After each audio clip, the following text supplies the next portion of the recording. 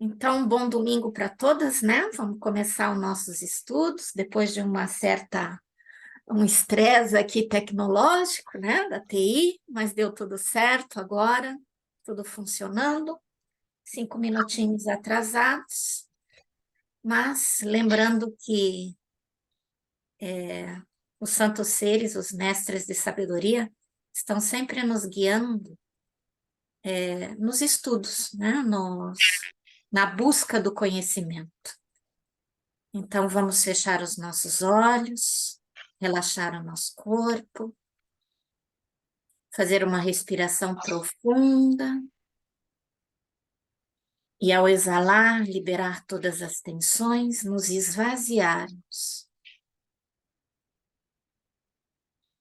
Esvaziar a mente, serenar as emoções, relaxar o corpo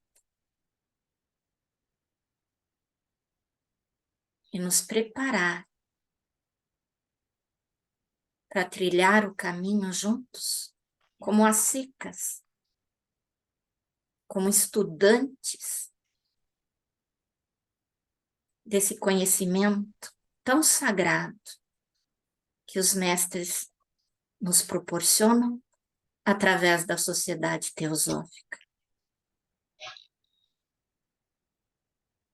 Ó vida oculta que vibras em cada átomo, ó luz oculta que brilhas em cada criatura, ó amor oculto que tudo abranges na unidade, possa todo aquele que se sente uno contigo saber que ele é por isso mesmo, uno com todos os outros.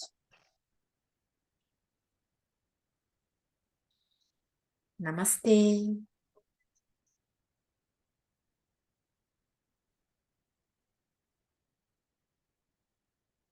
Então, minhas irmãs, meus irmãos, que talvez venham assistir esse vídeo depois, né?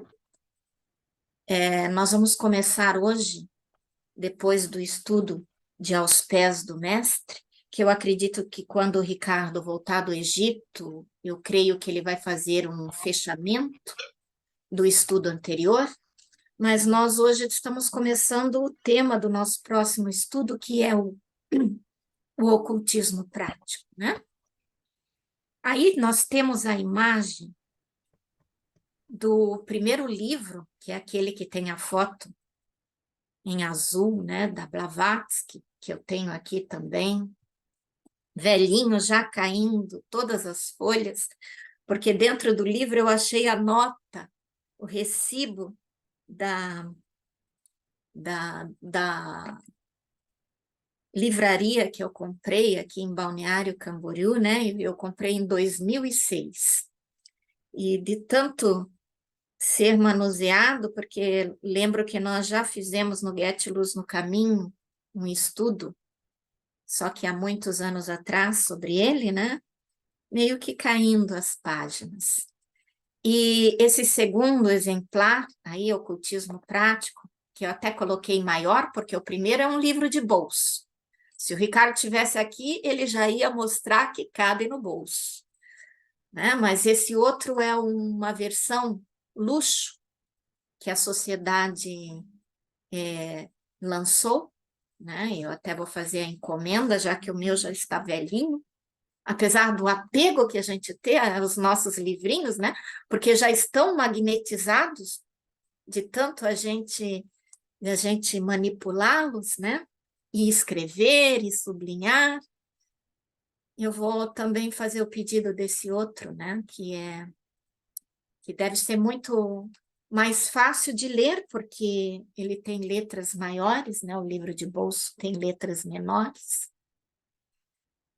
E Bom, bom saber que o maior tem letras maiores, já vou procurar esse. isso, tem letras maiores, já é mais para a nossa faixa etária, né?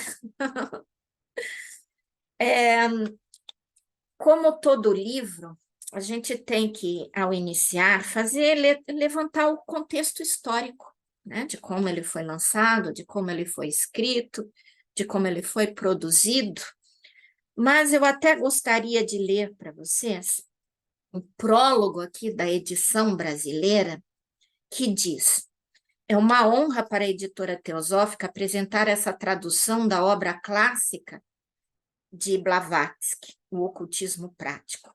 Por motivos editoriais, preferiu-se antecipar o capítulo algumas sugestões práticas para a vida diária, que na versão original em inglês era o último capítulo, e nessa passou a ser o primeiro. Acrescentou-se também uma nota introdutória ao capítulo Ocultismo Prático, visando uma melhor compreensão do contexto histórico do conteúdo. Assinado os editores. Aqui no Brasil, eles fizeram isso, colocaram essas algumas sugestões práticas para a vida diária no começo, e nós se seguíssemos uma sequência, nós já entraríamos nesse corpo. Mas eu preferi colocar as notas introdutórias primeiro, para a gente saber todo esse contexto histórico do livro, do que entrar nesses itens, né, das práticas da vida diária. Por quê? E há alguns estudantes de teosofia lançam algumas críticas à montagem desse livro, e falo montagem desse livro porque Blavatsky não o escreveu como um livro. Tá? Ela lançou 2 artigos na revista Lúcifer, nós já vamos ver daqui a pouco, tá?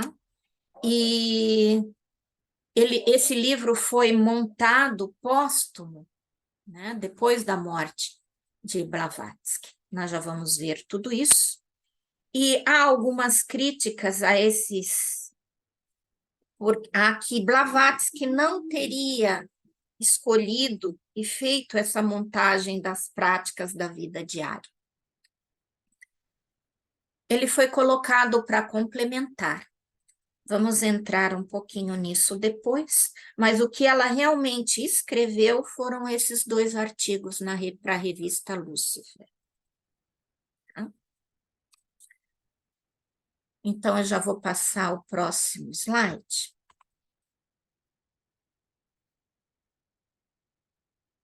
Então, vamos um pouquinho às notas introdutórias e ao contexto histórico desse livro, né?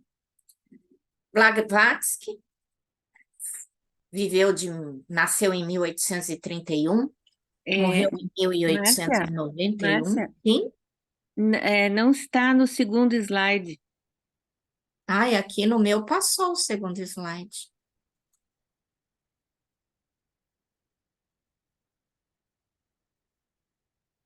Não conseguiram? Não, está na capa ainda. Oh. Vamos ver por aqui. E agora? Ok. Então, vamos lá. Então, o nascimento da Blavatsky, né? Só para acender um pouquinho a nossa memória, 1831, falecimento em 1891, um pouquinho antes dela completar 60 anos, não é? E ela foi a precursora do ocultismo moderno e uma das fundadoras da Sociedade Teosófica, que foi em 1875.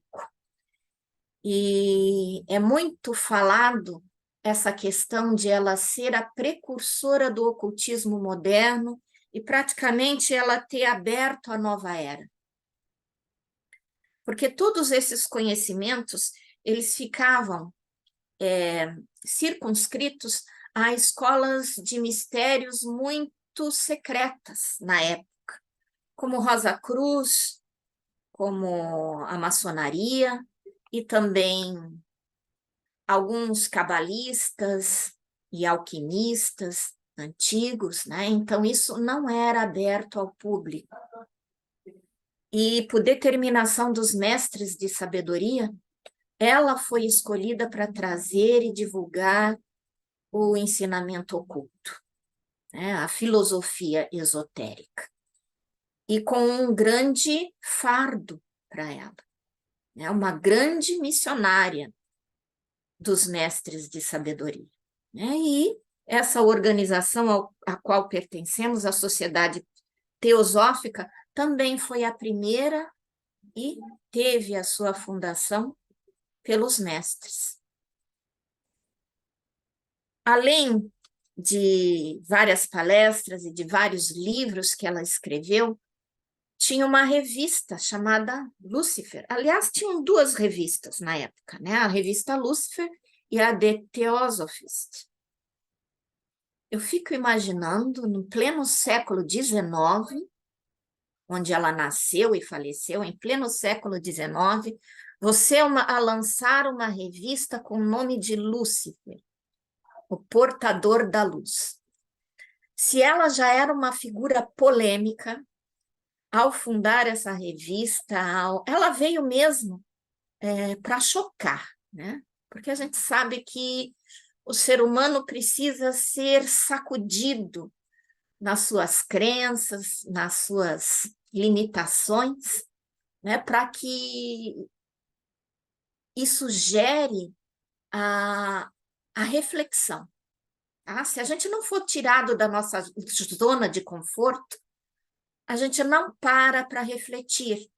Então, trazer esse ensinamento que antes era secreto, e não era só, a função dos mestres não era só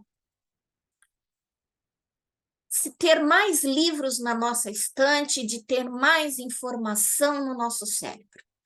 O objetivo deles é que essa informação fosse refletida, a gente pudesse refletir e pudesse se transformar a partir dela.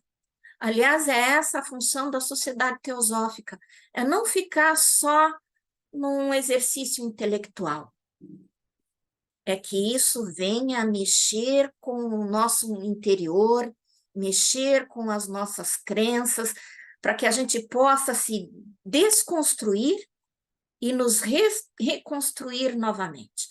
E Blavatsky foi mestra nisso. Tá? Ela, na época, ela fez muito barulho. Talvez por isso ela tenha colocado esse nome nessa revista. Realmente, Lúcifer foi para isso, para criar um barulho e para que realmente as pessoas esquecessem aquele contexto apavorante que as religiões nos passavam, né? E vissem que Lúcifer realmente é aquele portador da luz, não só um anjo caído, um anjo mau, mas aquele que veio provar o ser humano, né? Então ele publica no mês, ela publica em abril esse artigo Ciência Oculta, que depois nós chamamos de ocultismo prático, mas que ela não chamou num primeiro momento, né? O nome do artigo é Ciência Oculta, é um dos capítulos do livro, e nós vamos ver depois isso. E ele causou também tanta repercussão. Por quê? Por que ele causou tanta repercussão? Porque muitas pessoas iam procurar a teosofia com aquele desejo de que ela nos proporcionasse poderes. Aliás, ainda hoje, né? Quem é coordenadores aí de Guedes sabe que muitos dos simpatizantes que vêm buscar o conhecimento da teosofia vêm em busca de poderes. E depois que eles veem que não é bem isso, que para que os poderes sejam, né, desperto em cada um de nós, aliás, é o terceiro princípio, pilar da sociedade teosófica é esse, né? Mas a gente sabe que existe um compromisso e existe uma senda probatória em que nós temos que fazer uma reforma íntima, temos que fazer uma limpeza interna, né, para que depois a gente possa trilhar esse caminho do desenvolvimento oculto. Por isso que no mês seguinte, em maio, ela publica Ocultismo versus Artes Ocultas, exatamente para poder explicar que essa questão que tanto fascina, que é a questão do desenvolvimento das artes ocultas ou dos poderes, não é o objetivo principal, né? Que nós temos que fazer a distinção disso. Então, nós vamos aprofundar melhor quando nós entrarmos nesses 2 últimos capítulos do livro, né? A ciência oculta e o ocultismo versus artes ocultas. Vamos lá. Vou ter que fazer esse exercício, já que já não dá para... Tudo certo com o terceiro slide? Então, antes disso, já fiz a introdução no slide anterior, mas agora mesmo nós vamos ter que fazer esse exercício, né, de observar que teosofia é o ocultismo teórico, tá? E como teosofistas, nós somos estudantes. Então, que num primeiro momento nós vamos buscar o conhecimento teórico. Ele é a base de tudo. Depois, com a informação, quando a gente se apropriou desse conhecimento, e de certa forma é a fase que todos nós estamos como estudantes, né? Seria muita pretensão nossa dizer que nós somos ocultistas. Tá? Nós somos, na verdade, agora, nós somos teosofistas ou teósofos, né? Nós somos estudantes. Nós viemos buscar essa gnose, porque a gnose é o conhecimento sagrado. Tá? Informação é só o que está aí nas mídias, está nos nossos grupos, e hoje nós somos bombardeados de informação. Tá? No momento em que a gente coloca uma devoção nessa nossa busca como estudantes, né, nós vamos buscar a gnose, nós vamos buscar o conhecimento sagrado. E depois, nos aprofundando nessa gnose, nesse conhecimento sagrado, é que sim, nós podemos nos identificar e chamar como ocultistas. Porque nós vamos colocar em prática aquele conhecimento que nós recebemos.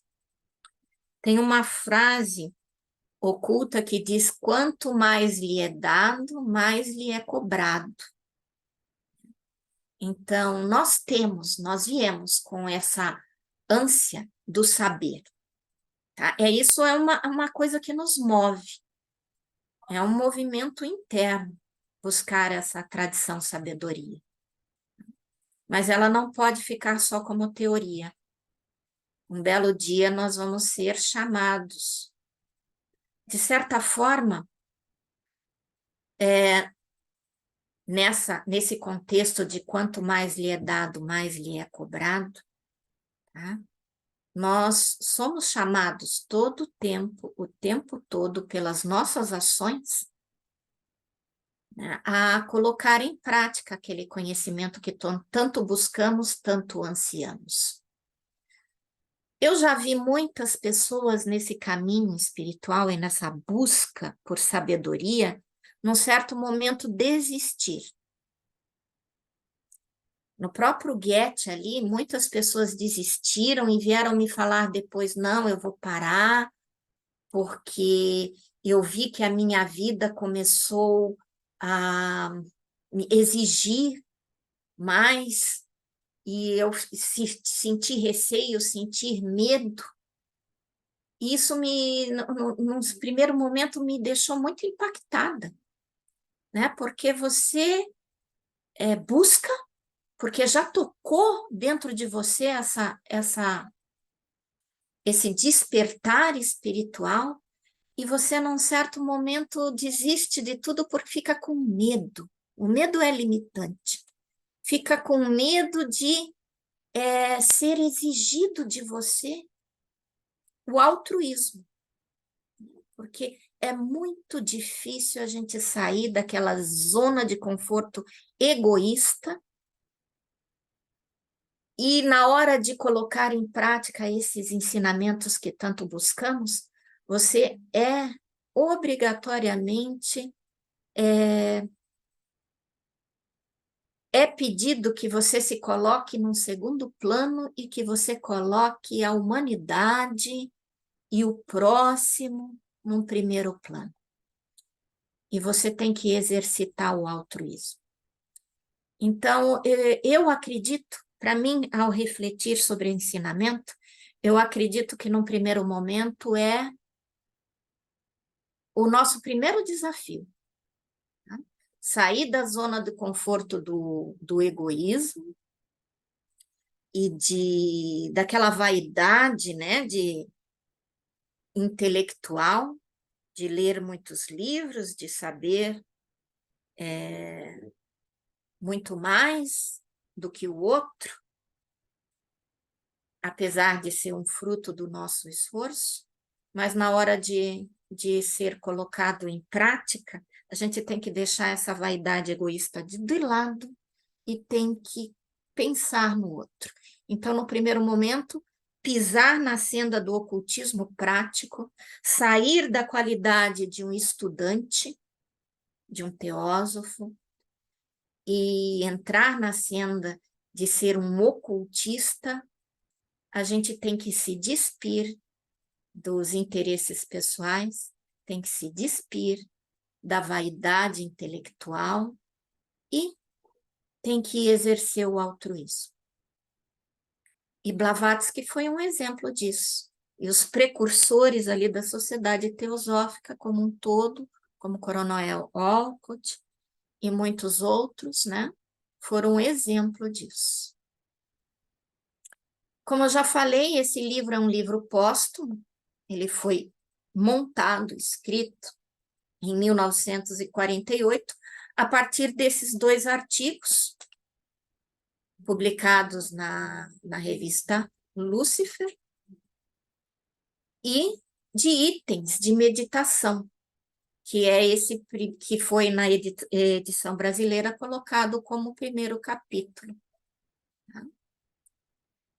Claro que esses itens de meditação, apesar de sofrer críticas de que não foi Blavatsky que escreveu, esses itens de meditação, eles fazem parte das escolas de sabedoria. Nós vamos ver depois, tá? Muitos deles foram tirados da revista de Theosophist, mas lembrando que essa revista também foi Blavatsky que organizava. Tá? Então, há críticas, mas não foi Blavatsky que escreveu. E hoje a gente vê muito isso na sociedade teosófica, né? Essa questão de que se não foi fruto da pena ou da caneta de Blavatsky, já não tem tanta importância.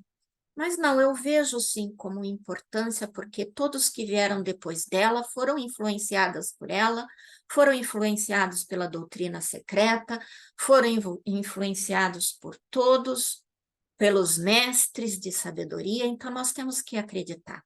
Porque se os mestres de sabedoria, ao criar a sociedade teosófica, achassem que o que teria importância e validade foi só o que foi escrito durante a vida, esses quase 60 anos de Blavatsky, a sociedade teosófica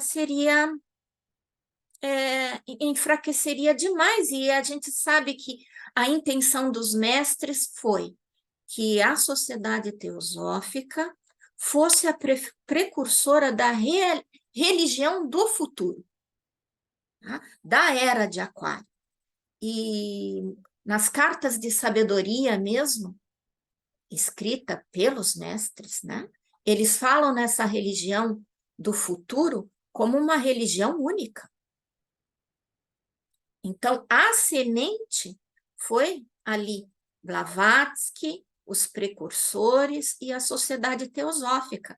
Mas não parou por aí, não pode parar por aí, né? Nós todos aqui, como membros, nós somos canais, continuamos sendo, como aquele outro artigo que Blavatsky escreveu, chelas leigos, discípulos leigos, né? Cada um aqui na proporção do que tem, né, para passar, de como pode ser passado, faz esse trabalho de canal para os mestres de sabedoria e como construtores dessa religião do futuro. Não uma religião como nós conhecemos hoje, né? Mas como a própria palavra religare, né? Como essa religião ou religare que seja essa ponte entre a humanidade e a divindade, né? Esse religare.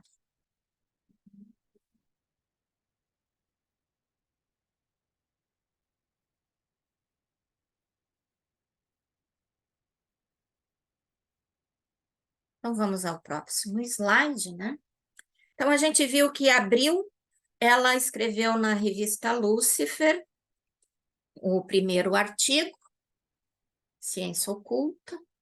No maio, ela, pela repercussão do primeiro artigo, ela escreveu o ocultismo prático versus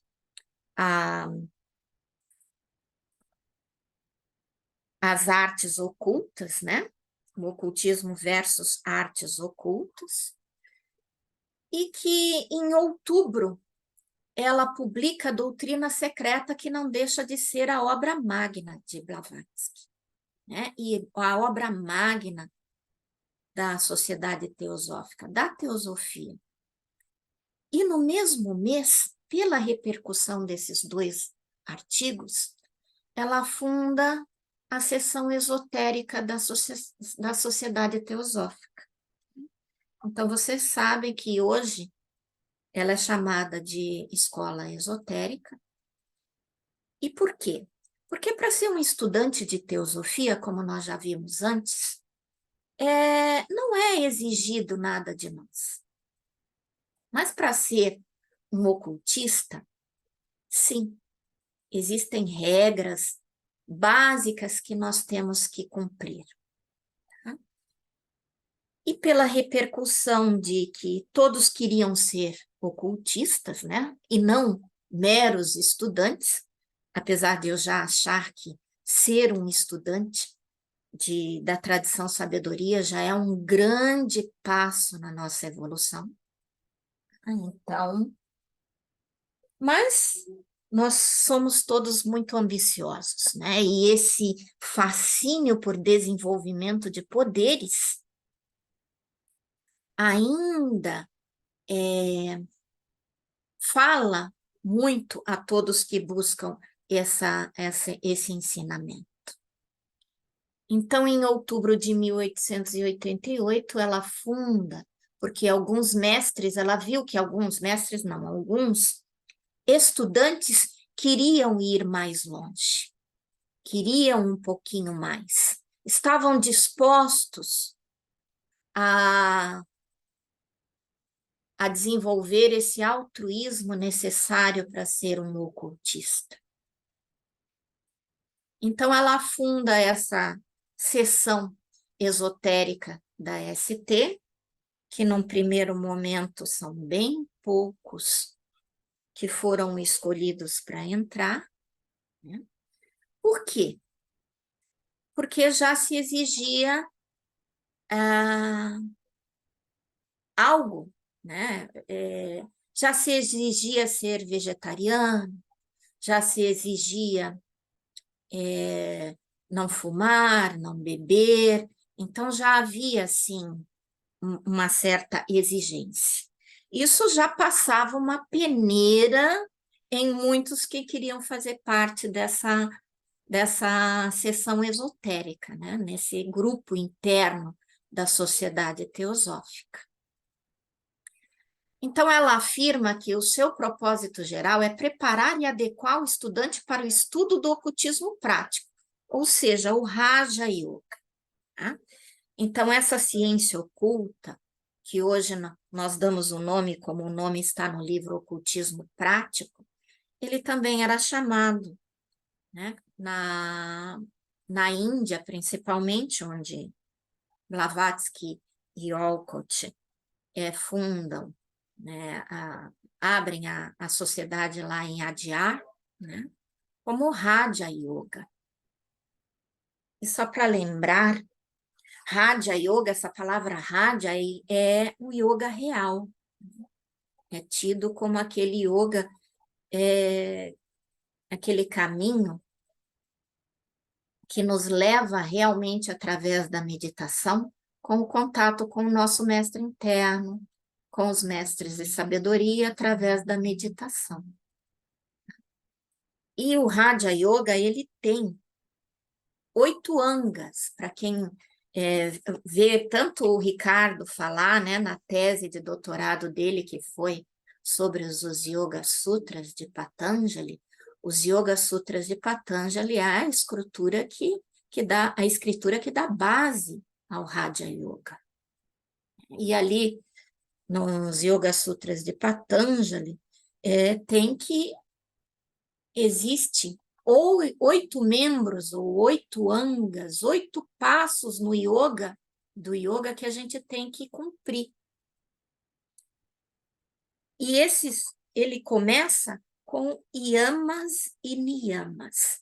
Yamas e niyamas yama mesmo é a conduta ética. Então, toda a escola de sabedoria, toda a filosofia secreta, toda a escola iniciática exige de nós uma conduta, ela tem normas a serem seguidas.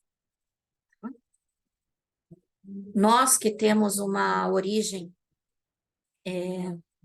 cristã, judaico-cristã, né, nós já trazemos dos 10 mandamentos, né, como essas normas iniciais do judaísmo, mas que nós trouxemos para o cristianismo.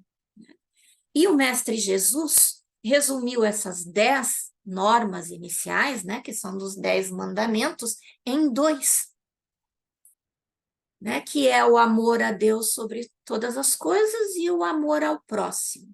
Então, ele resume, né, essas normas, essa conduta ética no amor.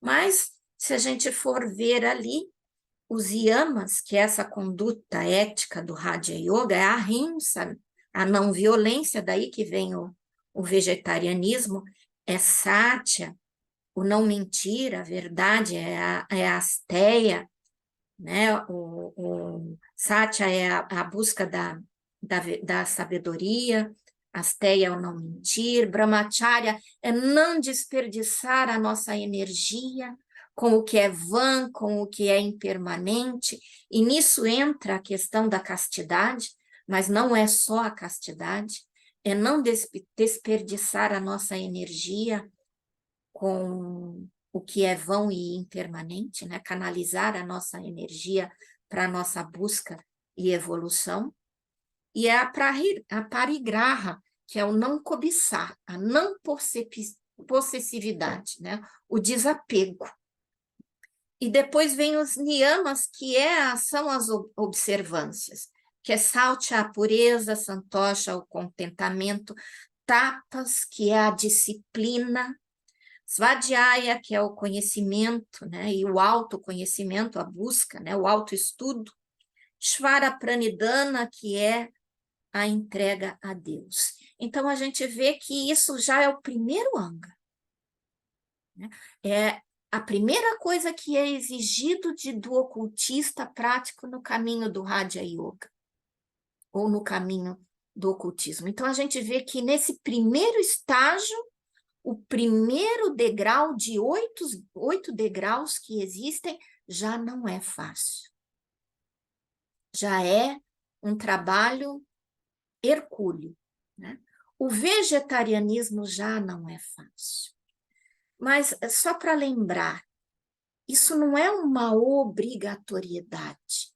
Nós viemos muito dessa cobrança religiosa que todos nós trazemos, né, das nossas religiões, de ser uma coisa forçada, de ser uma coisa obrigatória, né? E eu não vejo assim. Eu vejo que naturalmente, quando você vai se interessando pela vida espiritual, isso naturalmente vai deixando de ter é, essa importância, tá? Então, não é uma violência autoimposta, tá? É uma renúncia, e uma renúncia é um ato de amor.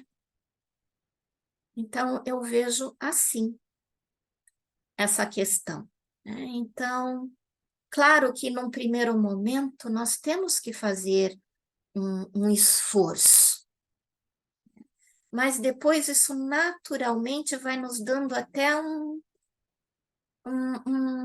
gás na vida espiritual, porque nós vamos nos purificando, nós vamos nos sutilizando, e isso vai ficando mais leve a partir do momento em que você rompe, né? Aquela ligação com o seu eu instintivo, né? O seu eu físico e material, guiado pela nosso apego aos vícios e às paixões, né? Aos nossos desejos, e nós vamos cada vez mais nos sutilizando, e isso vai ficando cada vez mais fácil. Claro que ali um dos niyamas, etapas da disciplina, nós temos que ter uma atenção a uma disciplina férrea, porque é só você escorregar, né? É só você dizer, ah, não, é só hoje, ah, não, é só dessa vez, né? Que você normalmente bota por terra toda uma energia que você colocou ali e você desperdiça, porque aquilo volta com um poder tão grande sobre nós, né? Então, nós temos que nos manter atentos o tempo todo, todo o tempo. Quando Blavatsky chama esses estudantes para fazer parte dessa sessão esotérica, claro que ela não coloca a mesma pressão, as mesmas regras que é imposta quando você é um discípulo aceito por um mestre, tá? As regras são bem mais suaves, como está ali, né? E são apresentadas aqui nesse livro. Então, não vai ser exigido aqui nesse livro de nós regras tão mais difíceis como depois as exigidas quando nós entrarmos verdadeiramente, né, na senda probatória e depois sermos escolhidos como discípulos de um mestre de sabedoria. Mas, se nós, agora, pelo nosso alto esforço, por tapas, né, pelo poder da nossa vontade, nós já vamos fazendo esse trabalho preliminar, depois fica muito mais fácil, muito mais leve, quando chegar o momento de realmente sermos provados e sermos aceitos como discípulos, como condiscípulos.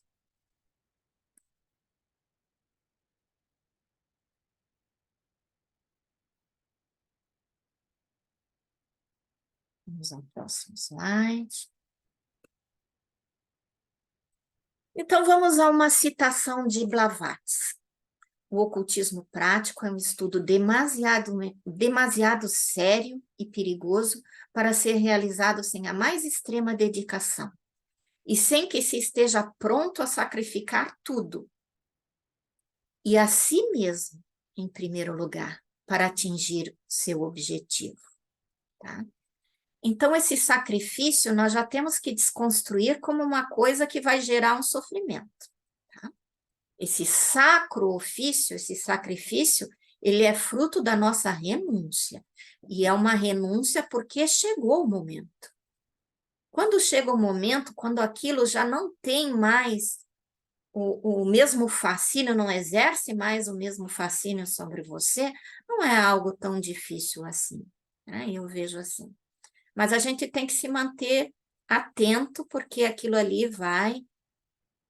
está tão arraigado dentro de nós, esses desejos, que eles voltam, né? Então a gente tem que trazer para o primeiro plano da nossa mente o nosso objetivo. E o Ocultismo Prático, esse livro, vai trazer o tempo todo isso, né? Qual é o nosso real objetivo? E vai ficando mais leve essa renúncia que vamos ter que fazer.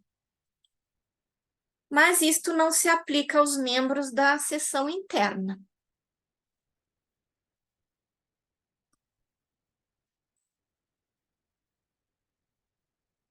Então, sobre os conhecimentos que devem permanecer ocultos ou esotéricos, particularmente os que são perigosos, porque a gente sabe que quando nós nem somos discípulos ainda, tá? Mas quando nós começamos a estudar a tradição sabedoria, quando nós começamos a meditar, tá? Nós vamos ficando magneticamente mais fortes. Quando nós começamos a agir segundo os preceitos daquilo que a gente estuda, conforme aquilo que a gente busca, nós vamos ficando moralmente mais fortes. Então, se tantas pessoas, quando buscam a sociedade teosófica, os guetes e as lojas teosóficas, vêm em busca de poderes, para nós, o verdadeiro sídios, os verdadeiros poderes, é ter esse magnetismo na palavra, porque nós não... Vê ali quando nós paramos de mentir, de enganar, de manipular os outros, a nossa palavra começa a ter poder. Tá? Quando nós começamos a ser guiados por uma ação moral, a nossa ação, né, a nossa moral, a nossa ação começa a ser poderosa. Né? As pessoas começam a te olhar e aí aumenta a nossa responsabilidade, porque as pessoas começam a nos olhar como um exemplo a ser seguido. E nós que somos só estudantes, né? Então, imagina ainda ter poderes desenvolvidos. Né? E lembra, a vaidade tem um filme, tá? Em que é de um advogado, é o Keanu Rivers que faz esse papel do advogado, e que ele vai trabalhar para uma grande firma de advocacia, e que o dono dessa firma de advocacia é Lúcifer. Né? E esse filme, depois de ele testar tanto esse Keanu Rivers, e o Keanu Rivers vencer esse desafio, vencer essa figura, de certa forma, maligna, mas que está ali só para prová-lo, o filme termina, né, do Keanu Rivers como advogado, vencendo uma grande causa e sendo elogiado pelos outros. E no momento em que ele é elogiado pelos outros lá, no fim do filme, em que que parece que o Keanu Rivers já venceu todos os desafios, né, do ocultismo prático ali, quando ele começa a ser elogiado, o ego dele, né, cresce. E aí a cena final do filme, ela é impactante, esse filme, que se chama, acho que é A Firma, que é como os americanos chamam os grandes escritórios de advocacia. Ah, não é, né? Mas aparece de novo aquele Al Pacino, que é o ator, né? Olhando para a câmera e falando assim: vaidade, o meu pecado favorito. Então, a vaidade nos derruba todo o tempo todo. É só começar os elogios, é só você ter uma fala em que as pessoas param para te ouvir, é só você exercer um certo poder e um certo exemplo moral, né? É, a vaidade te derruba, é só você se distrair, tá? Então, prestemos bem atenção no que esse livro vai nos passar como ensinamento. Então, uma grande quantidade de conhecimento enquadra-se nesta categoria, né, de oculto e esotérico, como diz Leadbeater, pois existem forças na natureza que só podem ser manejadas com segurança por homens que passaram por um longo curso de cuidadoso preparo. E é isso que nós estamos tentando fazer. Não é só estudar, não é só doar essa 1 hora de estudo numa manhã de domingo que nós estamos fazendo, que não deixa de ser uma renúncia, não é? Mas é um longo curso e um cuidadoso preparo. O que que acontece? Esses poderes são desenvolvidos em nós através do domínio das forças elementais. Os elementais, eles só servem àqueles que são fortes. E você pode ser forte para o mal e para o bem. Eles vão te servir igual. Então, a instrução de tanto de um mago negro como um mago branco, ela é igual. O desenvolvimento de poder é igual. Só que em um, o poder, ele desenvolve o poder para proveito próprio, né? Ele desenvolve com um desejo egoísta. E no mago branco, você desenvolve esse poder para poder servir ao mundo, servir à humanidade. Então, o objetivo é altruísta. Mas os elementais, eles servem aos fortes, tá? Aos que vencem a si mesmos. Tá? Então, nós temos que ver isso. Por isso que é muito fácil cair e por isso que é muito fácil tomar o outro caminho. Mesmo agora, não sendo discípulos aceitos, sendo meros estudantes com aspiração a sermos ocultistas.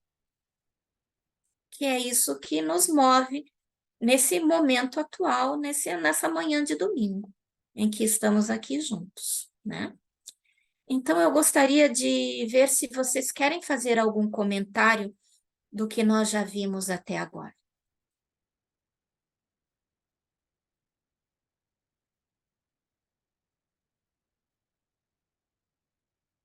Ou se eu posso seguir, ou se vocês querem falar alguma coisa.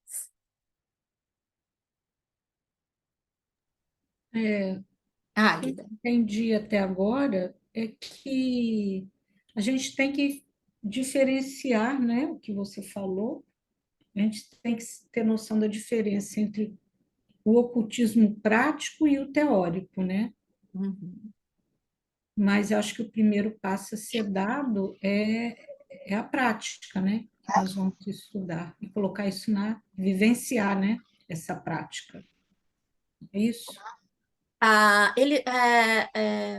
Muitos mestres dizem, e muitos instrutores também dizem, que antes de sermos discípulos aceitos, nós temos que nos unir àqueles que têm a mesma aspiração que nós. Então, num primeiro momento, começa a surgir isso. É um grupo de estudantes que vão buscar juntos ensinamento, né? Então, num primeiro momento, é uma teosofia teórica, tá? Nós temos que buscar a informação, tá? Nós temos que buscar o conhecimento. E, principalmente, temos que buscar aqueles que têm a mesma aspiração que nós. Muitos de nós aqui, de vez em quando, às vezes fala, né? Não, vou sair de determinada escola, sair daqui ou dali e vou estudar sozinho. Principalmente porque quando a gente forma um grupo, e lembram bem, é como os dedos de uma mão, né? Não tem nenhum dedo igual ao outro, mas são os dedos de uma única mão. Então, um grupo de estudo é como os dedos de uma única mão. E cada um entende e busca de uma maneira. E quando a gente, às vezes, não aceita, né, a diferença do outro, o estágio que o outro está na evolução, surgem os atritos. Então, no primeiro momento, porque toda escola de sabedoria e toda escola iniciática nós nos tratamos como irmãos. É uma fraternidade, é uma irmandade. Então, nós temos que já ir treinando isso enquanto somos estudantes. É o que nós estamos fazendo agora. O segundo passo, Margarete, é começar a colocar em prática esse conhecimento em que nós estamos buscando, esse estudo que nós estamos buscando. Tá? Claro que existem exemplos,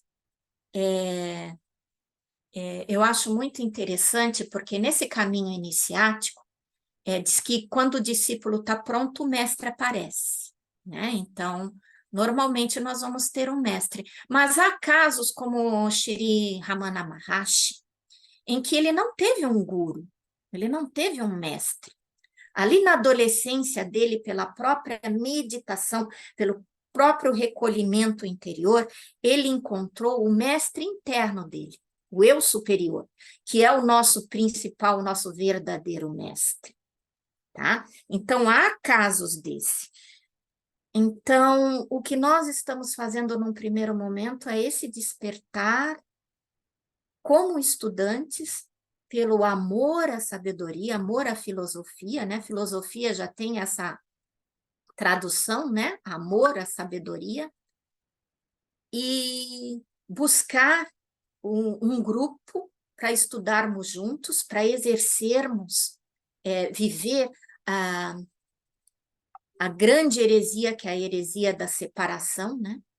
Porque é muito fácil eu aceitar e amar aquele que pensa como eu, aquele que pensa diferente é o grande desafio, né?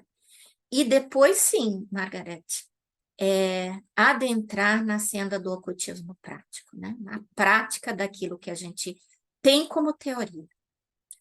É muito importante isso ir acontecendo junto, tá? É o meu sentimento, não sei se é o seu. A Águida também queria falar, né? É, não, primeiro eu vou ter que ouvir a gravação, porque eu recebi um telefonema que meu filho se acidentou na estrada, mas tá tudo bem com ele e com a filha dele. A minha nora que teve que passou por uma cirurgia de pé, foi agora É que eles foram de noite viajar, sabe? Foram de madrugada viajar. E daí eu não peguei esse comecinho, assim, mas tá tudo bem, eu tô me segurando aqui, mas tá tudo bem.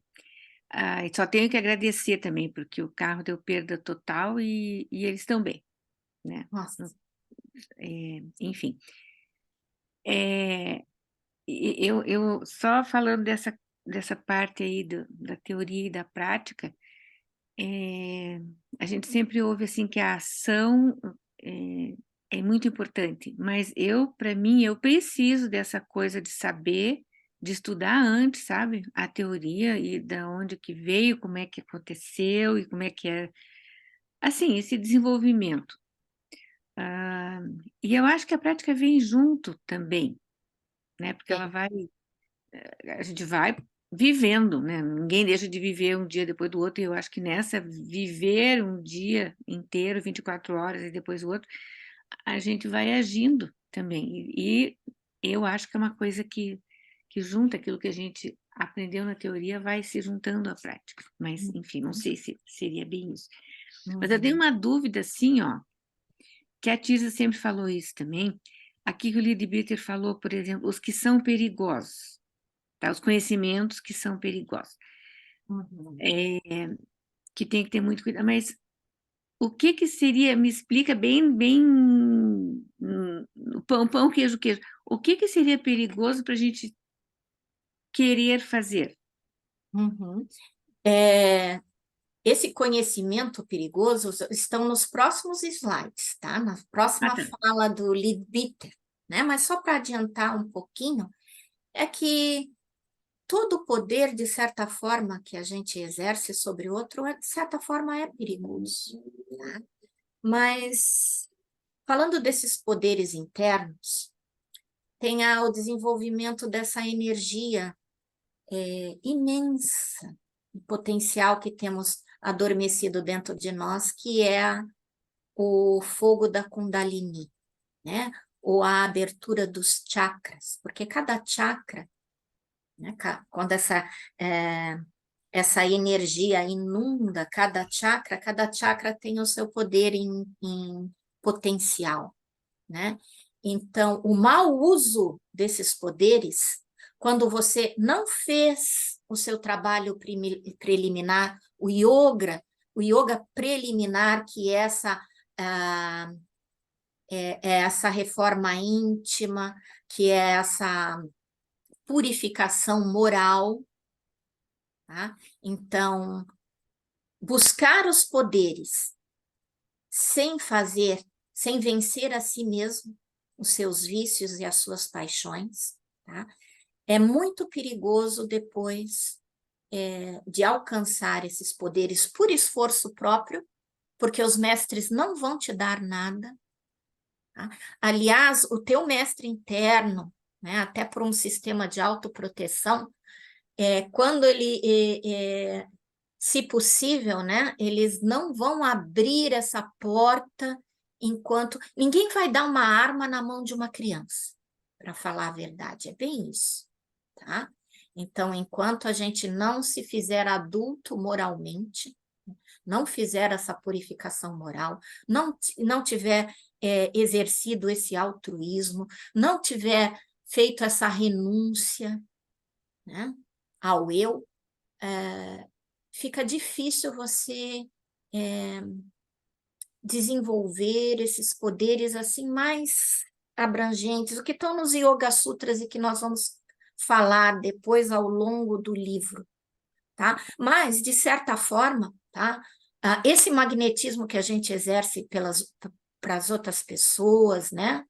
Essa fala, essa autoridade no falar, que a gente já vai adquirindo porque a gente vai parando de mentir e de enganar e de manipular. Esse poder moral de ser exemplo já é, de certa forma, um poder que a gente vai exercendo sobre o outro. E isso já pode criar um certo fascínio sobre nós. E nem é um desses grandes poderes que tanto se fala, desses siddhis que se falam, né, no yoga e na magia, né, nessa senda da magia. Então, só isso, né, já vai criando já vai alimentando, de certa forma, a nossa vaidade e o nosso ego. E a gente tem que estar muito atento sobre isso, né, porque normalmente a gente não se enxerga, tá? A gente se ilude demais, acha que não está fazendo por mal, né? E acaba manipulando para que os outros façam o que a gente acha certo. Isso na família é muito normal a gente fazer, né? Então, a gente já vai... Nesse caminho preliminar, nesse estudo que nós estamos fazendo, isso já vai se mostrando para nós, esses desafios já vão se mostrando para nós. Mas também não devemos nos omitir, tá? De também, quando é pedido, quando somos chamados, de ir à ação, né? Quando é o momento correto. Então, como se falou lá nos Aos Pés do Mestre, lá no início, discernimento, né? Para saber quando a gente tem que exercer esse poder e quando a gente deve calar, né? Discernimento. Eu acredito que nós já, né, o nosso horário já se fez, né? Apesar de a gente ter começado 9 minutos atrasados, agora é 11h09, nós estamos exatamente na nossa marca de 1 hora de estudos, né?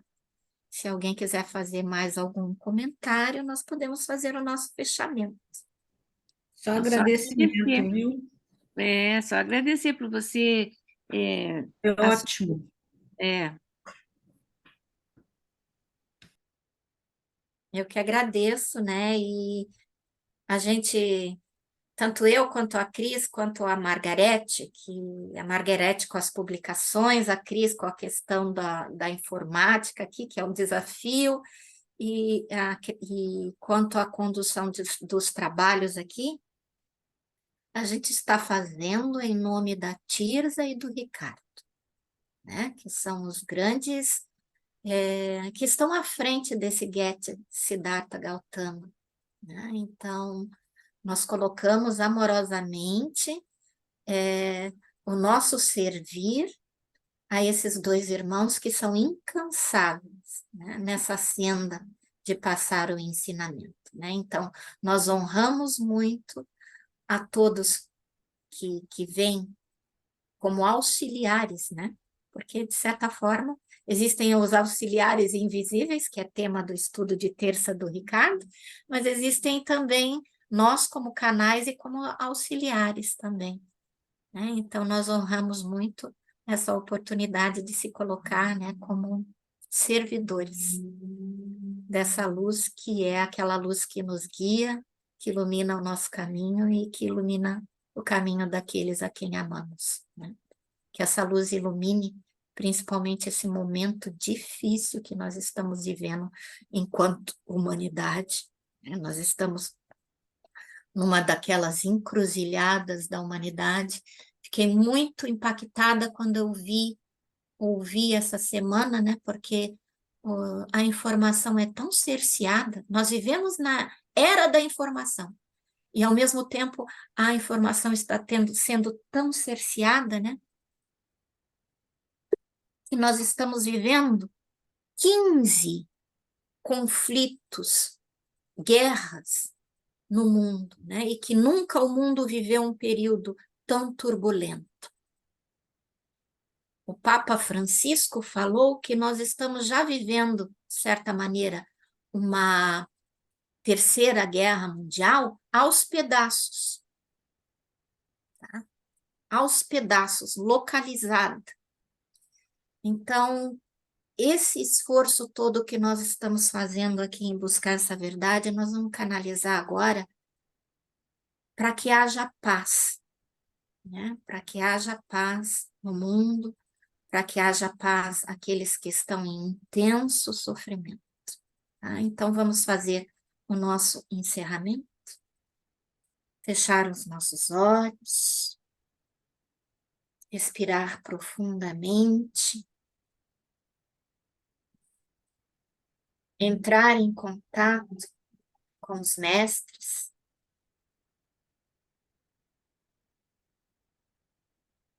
com os santos seres, com aqueles que guiam a evolução da humanidade, com as hierarquias angelicais, que têm um papel importantíssimo nesse momento, que os anjos da paz possam envolver a humanidade num grande abraço de luz, uma grande irradiação de luz. E que possam aqueles que são a corporificação do amor imortal abençoar com o seu auxílio e orientação esta sociedade, fundada para ser um canal para o seu serviço. Possam eles inspirá-la com a sua sabedoria, fortalecê-la com o seu poder e vitalizá-la com a sua atividade. Om Shanti, Shanti, Shanti. Hari Om.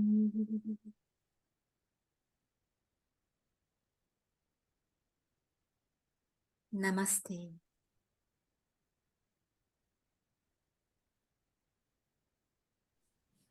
Bom domingo a todos, fiquem bem. Obrigada. Obrigada, obrigada.